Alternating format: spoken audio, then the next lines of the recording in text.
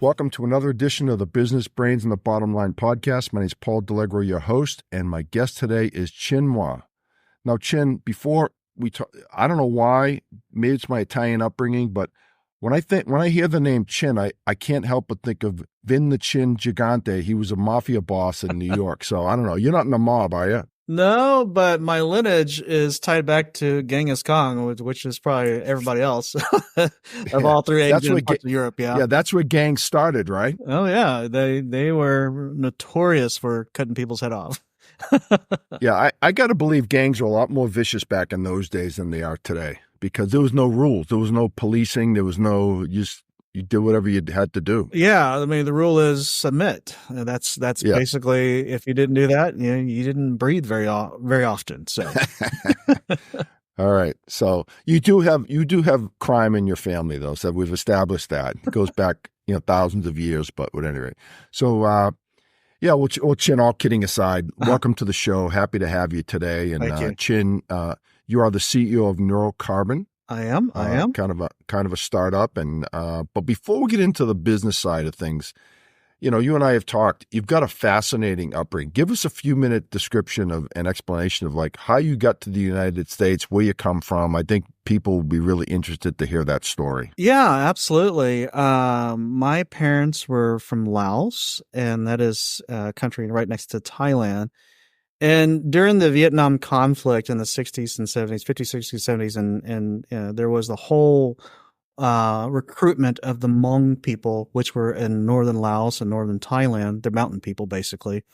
And They were recruited by the Green Berets to help the U.S. Fend off a lot of the communist soldiers, the Viet Congs and things like that. And my dad was recruited by these folks, 17 years old, being recruited by a Green Beret, and being taught how to fight a war guerrilla style. And so guerrilla warfare. And so, obviously the Americans pulled out, Vietnam became a country of its own. The Hmong people that supported the Americans were pretty much left, to fend for themselves. And so my mom and dad, they posed as civilians, forging through the jungles all the way to the borders of, Laos and Thailand on the Mekong River, and in essence swam across the river. I was born in a refugee camp in northern Chiang Mai, Thailand. That refugee camp, I think, had 30 or 40,000 people. It's not there anymore. Yeah, it's not there anymore. Yeah, I was just saying. Yeah, it was like a city. It was. And I went back to Thailand probably almost 10 years ago to try to find where I was born. It doesn't exist anymore.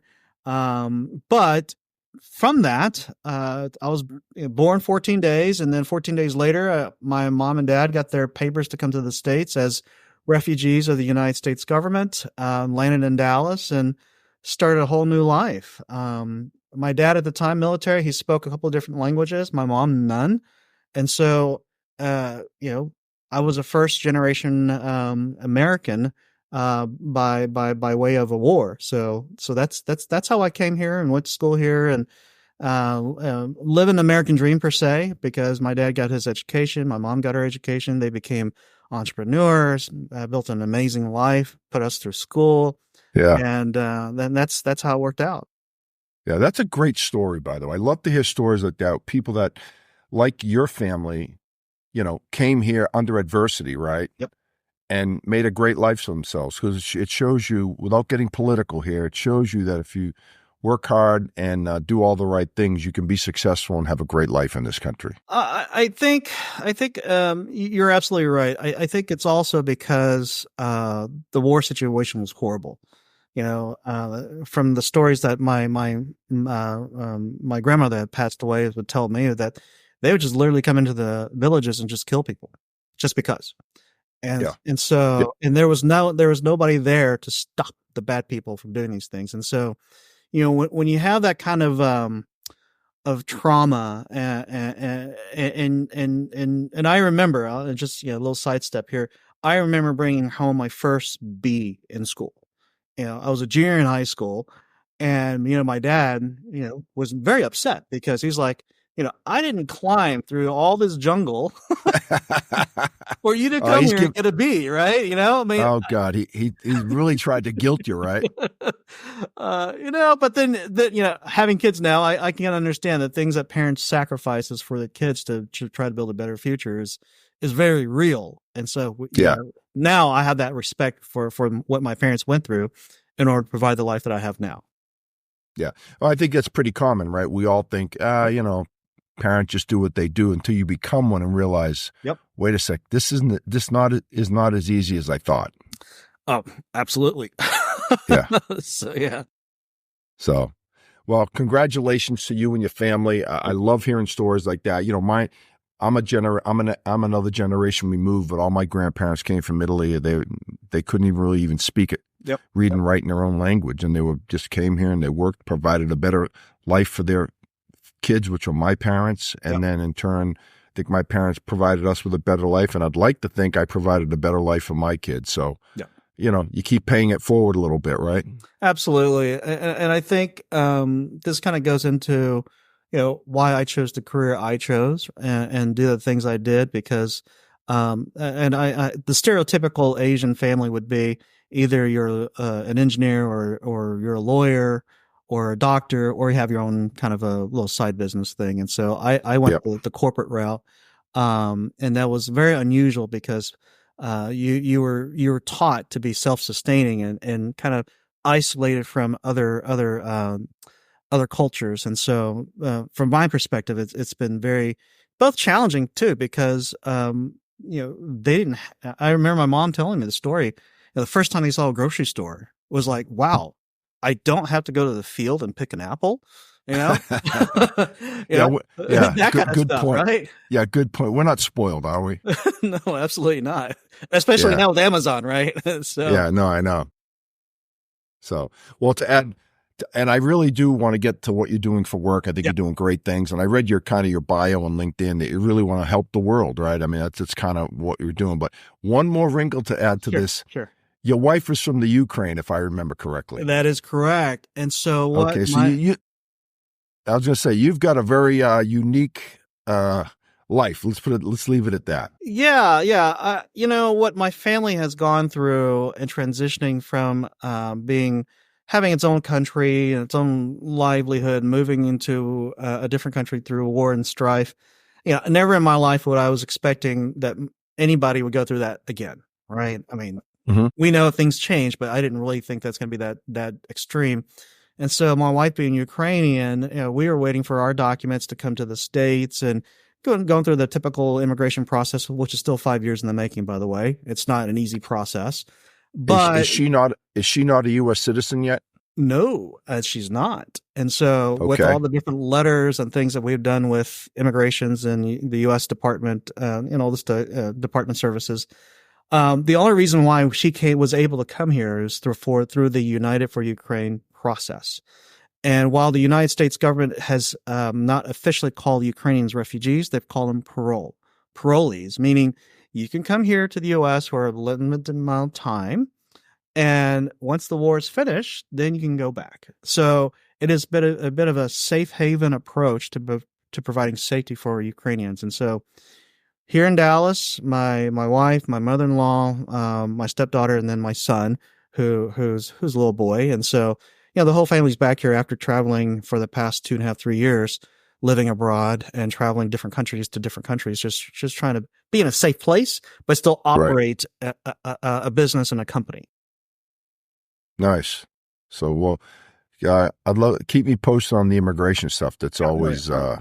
I think after this process, I could probably easily be an immigration attorney if I decide I want to go down that route. Yeah. Well, actually, and I don't know if I told you this. I am actually in the process. I'm pretty close to getting my Italian citizenship. Oh, okay. Well, congratulations. That'll give you some access to some amazing places in Europe. Yeah, so we're looking at, my family, we're looking to buy a place in Italy right now, as a matter of fact, because I'm getting close to retirement, so we want to have a place over there. I have a daughter in Scotland. I have another one that's probably going to be moving to Germany in a couple of years, so I'd like a home base over there. So, but enough about that stuff. At any rate, this is more of a show about you. Well, tell me a little bit about why you started Neurocarbon and a little bit about what your mission is, and then we'll kind of dive into some other things as well. Absolutely. I've spent the past 25 years working in corporate enterprise software platforms and applications. My career started out as a software developer, as anybody technical, and then went quickly into finding out that the code that I was writing, they were selling for it for 30, 50 times X that.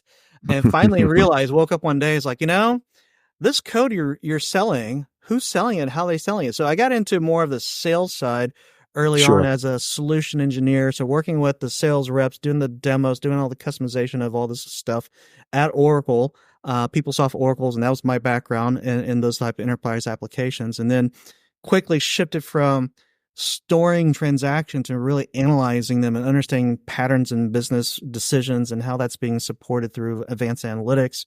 And then quickly transition that into integration, getting applications to talk to each other, getting applications to share information. And that was over at TIPCO.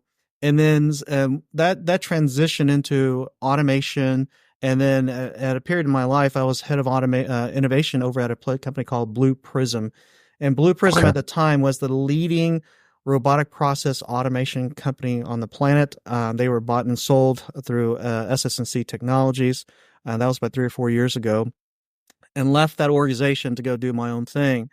And specifically for Neurocarbon, our mission is to understand how to use all this new advanced technology from AI and automation and all this stuff, really to understand how to make business processes more efficient from a energy and resource consumption all the way through to a finalized product.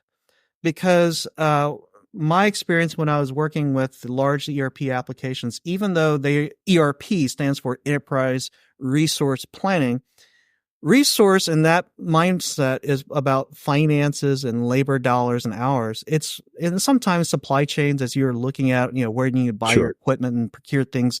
But it really was very limited on the actual energy usage, the water usage, and things like that actually makes it a part of the overall cost of producing a product. And so with all these new regulations, whether it's in Europe or Asia Pac or LATAM, I've been to 42 different countries and seen how different companies operate.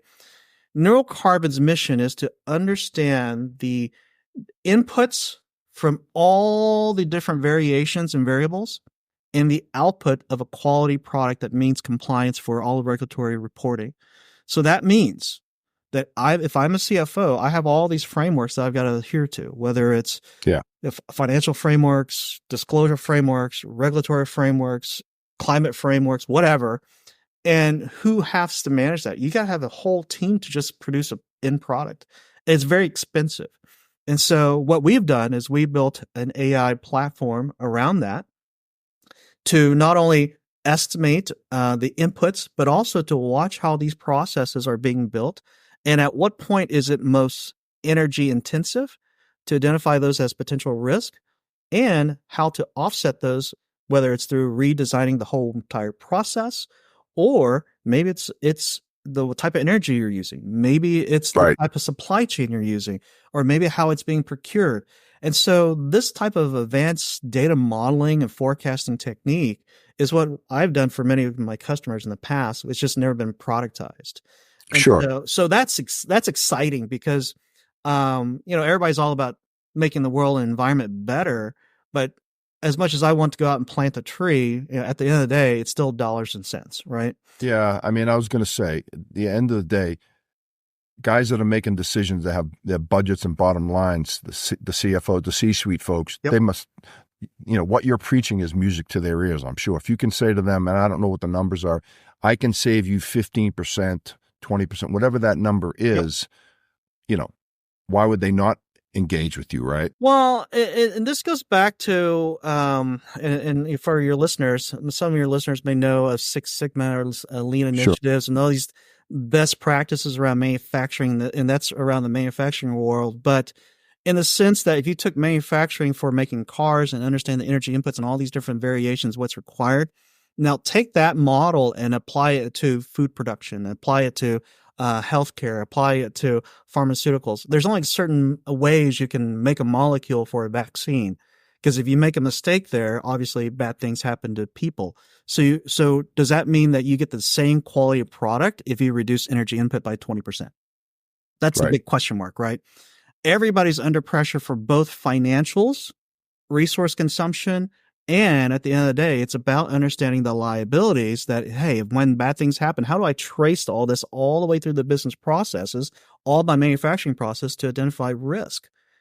And that's really the big important thing. I mean, we're looking at the market yesterday. I mean, massive issues as far as Sure. Yep. crashes and stuff. NVIDIA lost about $215 billion I saw that. of market value. Now that's, those variations and those pressures on these type of companies are very real. Yeah. So how old is Neurocarbon? So we were founded just this year, but the concepts around neural carbon and all the things that we have been building and the team that I'm working with are all folks that are experts in this industry. And so the team at Neural Carbon is what we say that we're automation first. And that's important because many of these business practices around counting carbon emissions, so we'll just call it that. I mean, many of these are practices have been about counting the molecules and finding every single attribute that is possible and variations. And that's very manually intensive because either you go out and hire the Accentures, KPMGs of the world, which is, they do a great job, but they're very manually intensive and they're very expensive, or you go out and build your own team yourself and you got to hire all these PhDs and scientists to be able to do all this level of work. So Neural Carbon, we're sitting here thinking, well, you got all this mental capabilities. We came out of automation, and our business model at the time over at Blue Prism was figure out how to scale quickly, and then provide the intelligence behind it. And so that's what we did, is that automation first, figure out how to scale it across different industries, and then build the intelligence behind it to get the desired outcome based upon the client's demands and requirements. Nice. I mean, and I know it's kind of a general question, but you go in and do an assessment. I mean, yep. It's got to be very time consuming, right? I mean, if you use AI, it speeds up the process, obviously. But I mean, what would be a typical assessment time for you, do you think? I mean, I know it's hard to say, but well, I'll give you an example. We're working with a poultry company in Oklahoma. They produce about 4.5 million chickens a year, and they're a producer for a couple of different name brands. And so we were able to do their assessment in about 3.5 to 4 weeks. Okay. Better than I thought, actually. Yeah. And the reason why I say that, and obviously that's the poultry industry, that would be very different if it was oil and gas or pharmaceuticals or things like that. Yeah. But the attributes we're looking for as far as identifying decarbonization best practices, most of those frameworks are very well established. It's more about, hey, how do you account for where the energy goes? If you're spending 1,000 kilowatts in warming up this chicken feeder, where's that energy coming from? How does it get there? Who's managing those processes? When bad things happen, how do I get alerted? Or when it's over a certain energy threshold, what do I need to do? I can't just turn off the heaters because then, all the chicken dies, right? And so it's understanding those different business rules and then scaling them up across their business. And that's really the more important thing, is the people who are in the room are not climatologists. They're not biologists. Yes. They're business folks. They've got to understand how to manage their liabilities, manage their financial inputs, and then ultimately have a great quality product at the end that somebody in the market is willing to pay good money for. And so it's about understanding where that data comes from, how to manage the risk, and then moving it forward. Yeah. And could you share any of the outcomes? I mean, with that company, or is it still in process? It's still in process. But the potential outcome is probably 3 different things. When we were talking to the producer, 50-year operations, they're not data experts at all. I mean, they're farmers. And so it was a heart-to-heart conversation where it basically says, look, I might lose this farm if I can't keep my margins up. Right. And I don't know how else to comply with all these new regs and rules because they're making stuff up I can't even understand. If I go out and hire a bunch of PhDs, I can probably get it done, but it's probably going to take 2 to 3 years to get it done.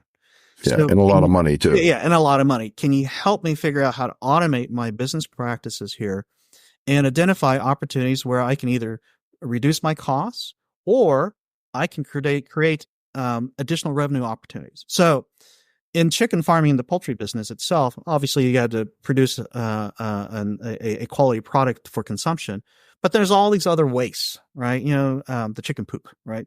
And Yep. so those things can be actually repackaged up for sustainability for farming, sustainable farming practices and things like that. So understanding the energy and outputs regarding just not to feed the chickens, but how much energy and output to create the actual sustainable fertilizers. Right. And that could be sold as a whole new product line. And these are opportunities I think that folks aren't really thinking about, because in many cases, waste is just waste and they just kind of dump it out. Right. Right. And so it's helping, and it's the old school, thought process. What can I do better, faster, more efficient with the existing resources I have in order to maximize what I can do, at the same time benefit, the rest of my neighbors and the planet too. And those are the things, because when we at Neurocarbon look at a problem, we're like, okay, where are all the dependencies? Where are all the challenges? And then how do we map all these things to identify risk and opportunities so that my business customer can understand how to make the right decisions? That's really it. Yeah, nice. I mean, I think you're onto something. Like I said, anyone in the C-suite would be lying if they said, show us a way to be more efficient and more profitable. Right? Exactly. And throw the saving the world out for now, because that's secondary. Let's be honest. It's business, right? Yep. And I would say that I know that different parts of the world have different regulatory requirements, and especially in the EU, they're cutting down on energy consumption and being able to be more sustainable. But in many cases, I would say the last stat I read was at EY, 80% of Fortune 2000 companies are not going to make their net zero targets, whether your net zero target's 2030 or 2050, whatever. And the reason why that number is so high is because it's so manually intensive, because by the time you go in and change one little thing, it has a trickle down effect to everything else. Yeah. So you got to look at it holistically, and you got to model it out to see how it's going to impact your P&L. Because if you install a $10 million solar panel roof on one house, does that really make an impact to your overall bottom emissions? Sometimes it does, and sometimes it doesn't. Yeah, So I mean, you got to look at the ROI, right? Exactly. I mean, spending $10 million to get minimal return is not going to be worth it. No CFO would to sign off on that one, right? Yeah, absolutely. And so, and then more importantly is that, okay, I've got to make 10 cars, 10 Teslas next month. Well, it's going to take 20,000 kilowatts. Well, what happens if I reduce that to 10? Does that mean I make 5? Right? Right. Is it directly proportional? How do I manage those risks? And then what happens with my supply chain if I found out that, hey, these guys over here are more carbon intensive? Can I even find a replacement for lower emission and pay a little bit just more to get that benefit? Yeah. All those models comes into play. Yeah, and I'm assuming that AI is playing it's going to be a big impact in what you're trying to do, correct?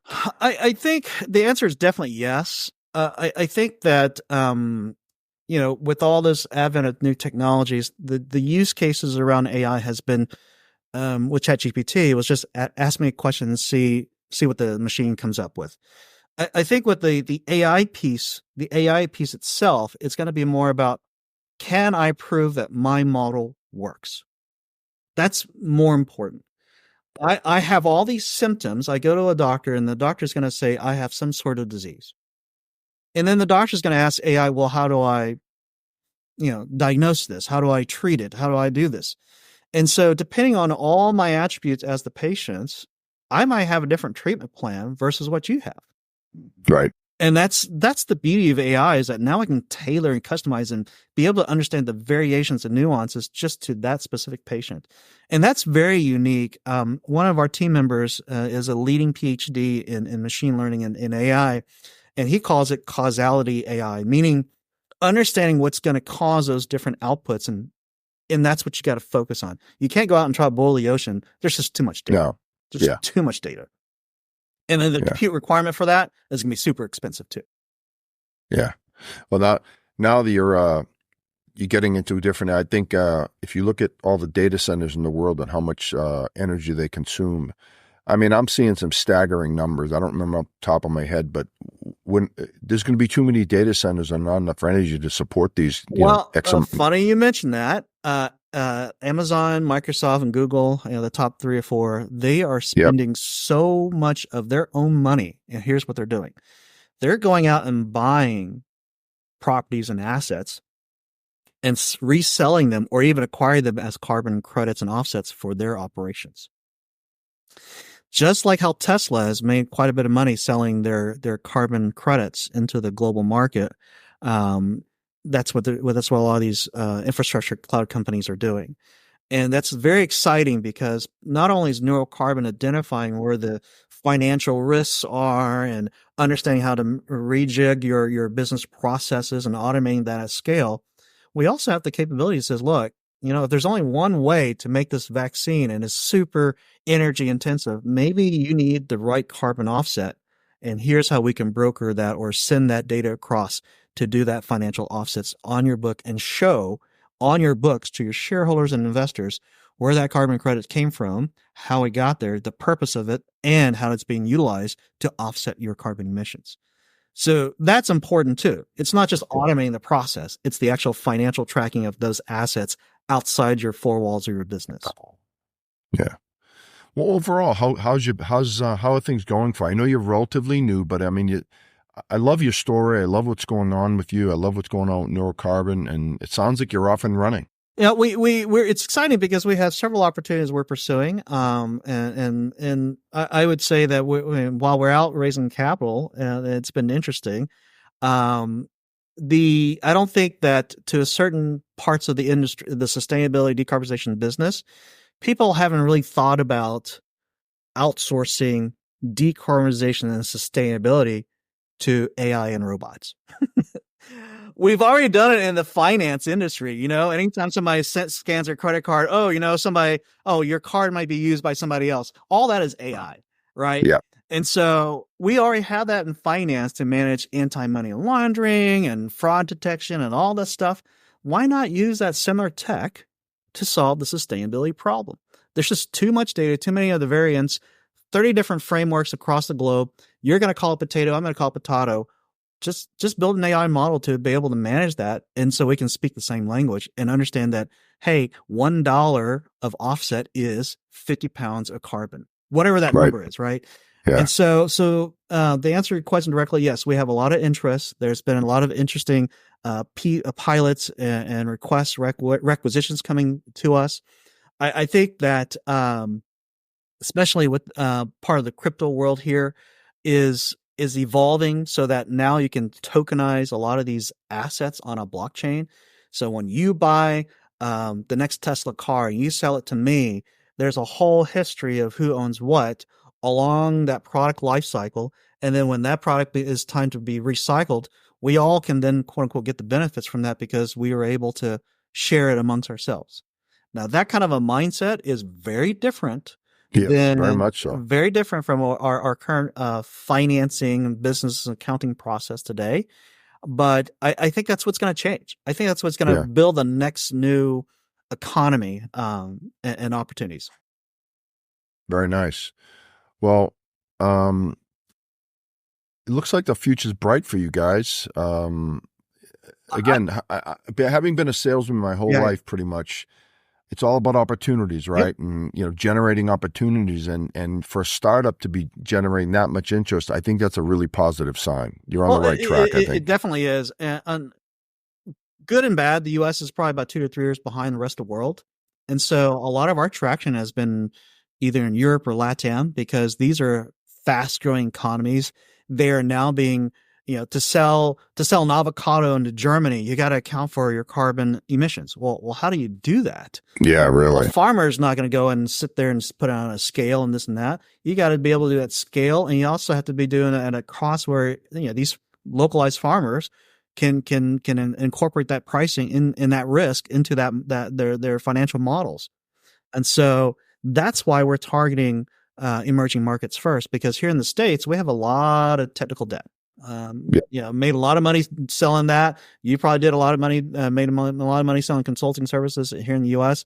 because some of these systems and applications are decades old.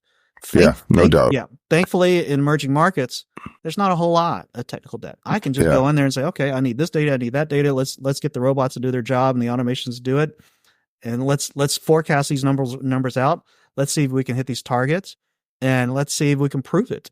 And once that data point can be proven, then we start to directly impact business processes and operations.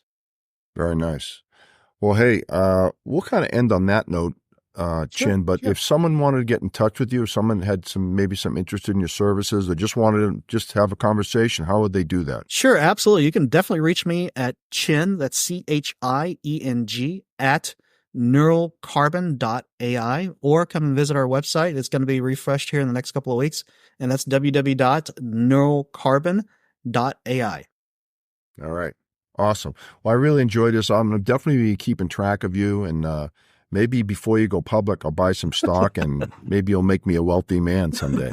I hope so. Those are great dreams to have. Thank you. That's right. So great. Well, Chieng, once again, thanks for being on the show, and I really enjoyed it. And that's going to be a wrap for another edition of the Business Brains and the Bottom Line podcast. Thank you. Paul Delegro, until next time. Thank you. Bye-bye.